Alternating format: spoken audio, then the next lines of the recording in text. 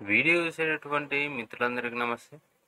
ఎవరైతే మన యొక్క ఛానల్ను కొత్తగా వస్తున్నారో ఛానల్ను సబ్స్క్రైబ్ చేసుకోండి. వీడియో కనుక నచ్చితే లైక్ చేయండి, షేర్ చేయండి. రెండు తెలుగు రాష్ట్రాల్లో అటు కేంద్ర ప్రభుత్వ ఉద్యోగాలకు, రాష్ట్ర ప్రభుత్వ ఉద్యోగాలకు పిలిపేటువంటి విద్యార్థులు ఎవరైతే ఉన్నారో అతి క్లిష్టమైనటువంటి సబ్జెక్ట్ అయినటువంటి జనరల్ స్టడీస్ మీద అత్యంత ప్రామాణిక పుస్తకాల నుండి స్టేట్ ఫేమస్ ఫ్యాకల్టీల చేత 10,000 బిడ్ బ్యాంక్ రూపంలో తయారించడం అనేది జరిగింది. ఈ యొక్క బిడ్ బ్యాంకు కావాలన్నటువంటి విద్యార్థులు స్క్రీన్లో కనిపించేటటువంటి నెంబర్కు 50 రూపాయలు ఫోన్పే చేసి అదే స్క్రీన్ షాట్ నా నెంబర్ కనుక వాట్సాప్ చేసినట్లయితే మీకు ఈ యొక్క పీడిఎఫ్ మెటీరియల్ అనేది వాట్సాప్ చేయబడును.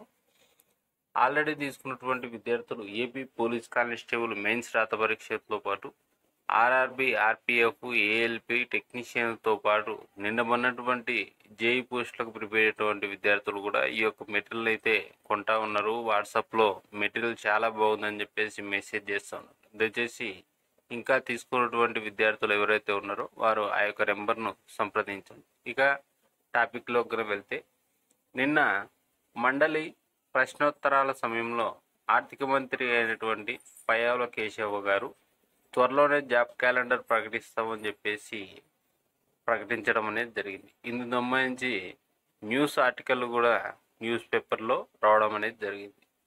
ఇక విషయం లేకపోదాము.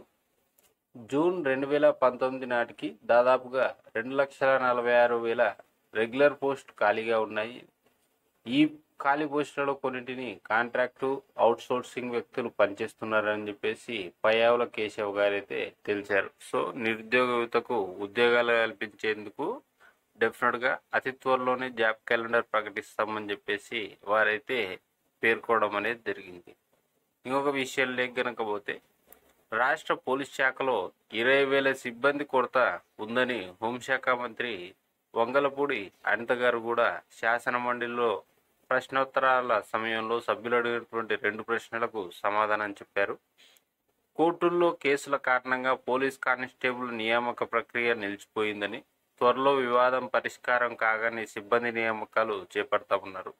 పోలీస్ నియామకాలు చేపట్టడంలో గత ప్రభుత్వం వైఫల్యం చెందిందన్నారు. ఫలితంగా సిబ్బందిపై పని ఒత్తిడి విపరీతంగా ఉందన్నారు. మరో ప్రశ్నకు సమాధానంగా మంత్రి చెప్తూ, తమ ప్రభుత్వంలో ఆడపిల్లలకు ఇబ్బందులు కలగనీయమన్నారు. మహిళా భద్రత విషయంలో దోషులెవరిని వదలబోమని కూడా చెప్పారు.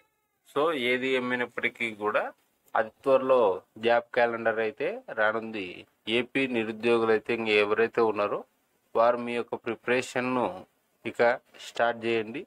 కానిస్టేబుల్ సంబంధించి ప్రిలిమ్స్ రాత పరీక్షకు సంబంధించి ఏదైతే మార్కుల అంశం ఉందో దీని మీద అప్డేట్ రాగానే డెఫినెట్గా మార్కులు ఎన్ని కలుస్తాయా లేదా అని చెప్పేసి అంశం మీద కూడా మీకు ఒక క్లారిటీ వీడియో అయితే చేయడం అనేది జరుగుతుంది. వీడియో చూసేటటువంటి మిత్రులందరూ కూడా వీడియో నచ్చినట్లయితే లైక్ చేయండి, మన యొక్క ఛానల్ను సబ్స్క్రైబ్ చేసుకోండి. Thank you.